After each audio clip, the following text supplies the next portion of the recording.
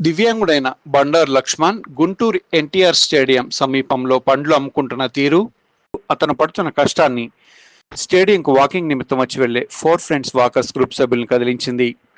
అతని వివరాలు తెలుసుకున్న వారంతా అతనికి తమ వంతు సహాయంగా ఏదో ఒకటి చేయాలని నిర్ణయించుకున్నారు. కనీసం అద్దె బండి భారాన్ని తగ్గించగలిగితే అతనికి పెద్ద ఊరట లభిస్తుందన్న ఆలోచన వారిలో కలిగింది. అందరూ కలిసి తలా కొంత మొత్తాన్ని సమీకరించారు.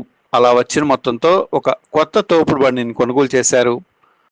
ఫోర్ ఫ్రెండ్స్ తాము కొనుగోలు చేసిన తోపుడు బండిని ఎలాంటి ఆర్భాటం లేకుండానే దివ్యాంగుడైన బండారు లక్ష్మణ్కు అందజేశారు.